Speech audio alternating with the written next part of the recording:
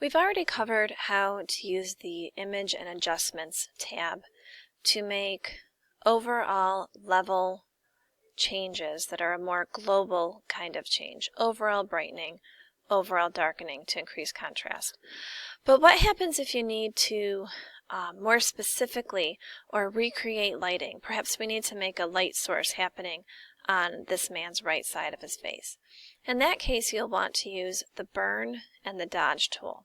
They are in the middle section here of your toolbar. At the bottom, it looks a little bit like a lollipop. And Burn and Dodge are living together. Sponge is also here in this window. Sponge is going to add or remove color in a saturation tool. We're going to talk about Dodge and Burn.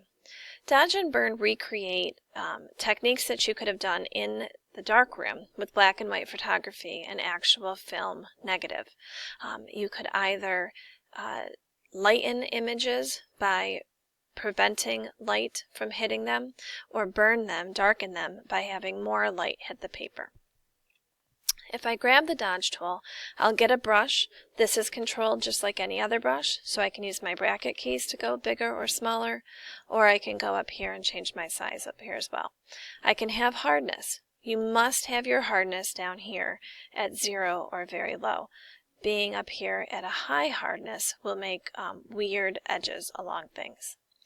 And then there's exposure. Exposure has to do with how intense the tool will be. So we're going to start you up here just because I want you to be able to see what's happening, and then we will start again and do an actual correction because that's going to happen far lower in the 20s. Also notice up here is a range. I can make this adjustment on the shadow, midtone, or highlight, and you probably will end up doing a little bit on all three. So I'm going to make a much larger brush, and I have a high exposure, and I'm just going to click. And you can see that as I am clicking here, it is brightening this area. I'll move to highlights. You can see how much more intense that's becoming. Okay, and then we can move to shadows if you would want to. So again, whichever level you're on, that's the area of this image that it's going to adjust. First thing I want you to notice is in my history how click happy this tool will become.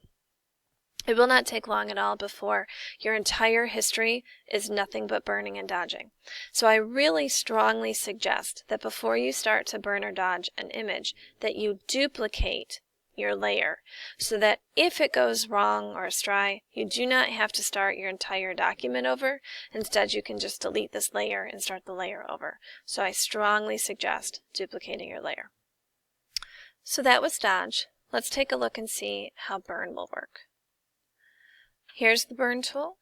Again, I will make sure that my hardness is soft, and I will move up here. I'm going to move my exposure up higher, again, just so that we can see with a little more efficiency, and click just like I was before. So there are my midtones.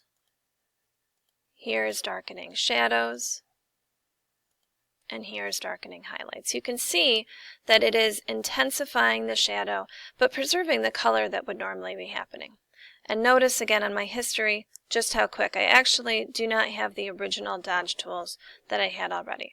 So this is obviously far quicker and not nearly as refined as we would do. So let's revert this file and try that again with an appropriate exposure.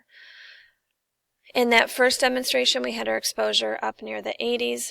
This time we're going to turn it to be down more like the 20s or 30s. So I'll move back to Dodge, and I'm going to make a much lower exposure.